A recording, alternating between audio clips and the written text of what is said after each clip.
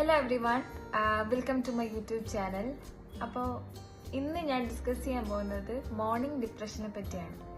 എന്താണ് morning depression?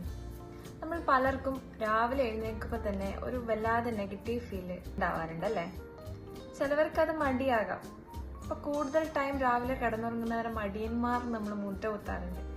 പക്ഷെ അതിൽ പലർക്കും മോർണിംഗ് ഡിപ്രഷൻ ആണെന്ന് പറഞ്ഞാൽ നിങ്ങൾക്ക് വിശ്വസിക്കാൻ പറ്റുമോ? മോർണിംഗ് ഡിപ്രഷൻ എന്ന് പറഞ്ഞാൽ ഇംഗ്ലീഷ് ഒരു ഡെഫിനിഷൻ ഉണ്ട്. It is the diurnal variation of depressive symptoms എന്ന് പറയും. It's A kind of depression.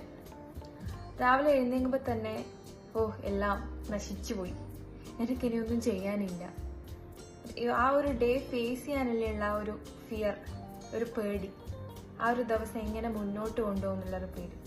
എഴുന്നേറ്റ് കഴിഞ്ഞാലും അത് മാറുന്നില്ല. ആ ഒരു ഡേ കംപ്ലീറ്റ് സ്പോയിൽ ആവുകയാണ്. ഒരു ആക്ടിവിറ്റി ചെയ്യാനുള്ള ഒരു മൂഡില്ല, മെന്റലി ഇറിറ്റേറ്റഡ് ആയിരിക്കും ആ പേഴ്സൺ. അപ്പോൾ ഈ ഒരു മെന്റൽ സ്റ്റേറ്റ് ഏത് ഏജുകാർക്കും വരാം. 60+ വരാം, 30 എബോവിന് വരാം, ഒരു 16 to 29 ഉള്ള ഏജുകാർക്ക് വരെ വരാം. പക്ഷേ ഹൈ ചാൻസ് ഈ ലാസ്റ്റ് പറഞ്ഞ കാറ്റഗറിയാണ് 16 to 29. കാരണം നമുക്കറിയാം ഈ ഒരു ഏജ് റേഞ്ചിലാണ് റെസ്പോൺസിബിലിറ്റീസ് വരുന്നത്, സ്ട്രെസ് കൂടുതൽ ഉണ്ടാവുന്നത്. അപ്പോൾ ഈ ഒരു ഏജ് റേഞ്ചുകാർക്കാണ് ഈ മോർണിംഗ് ഡിപ്രഷൻ എന്ന് പറയുന്ന ഈ ഒരു സിറ്റുവേഷൻ വരാൻ ചാൻസ് കൂടുതൽ.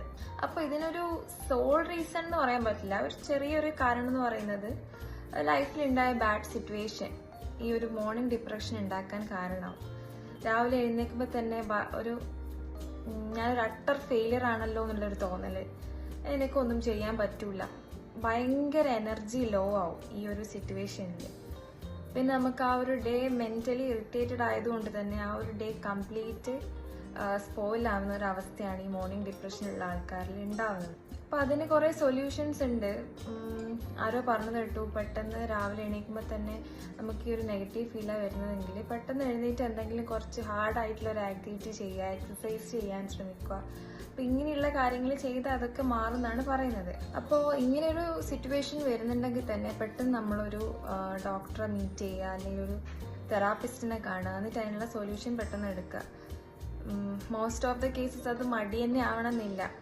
പാരൻസ് എല്ലാം പറയുമ്പോൾ മടി കൊണ്ട് കിടന്നുറങ്ങുന്നത്, പക്ഷെ മടി ആവണമെന്നില്ല. അതിന് ഈ ഒരു മോർണിംഗ് ഡിപ്രഷൻ എന്ന് പറയുന്ന ഒരു റീസൺ കൊണ്ടാവാം അയാൾ വേണമെങ്കിൽ കുറേ നേരം കിടന്നുറങ്ങുന്നതും ആ ഒരു ഡേ കംപ്ലീറ്റ് ഗ്ലൂമി ആയിട്ടിരിക്കുന്നതും.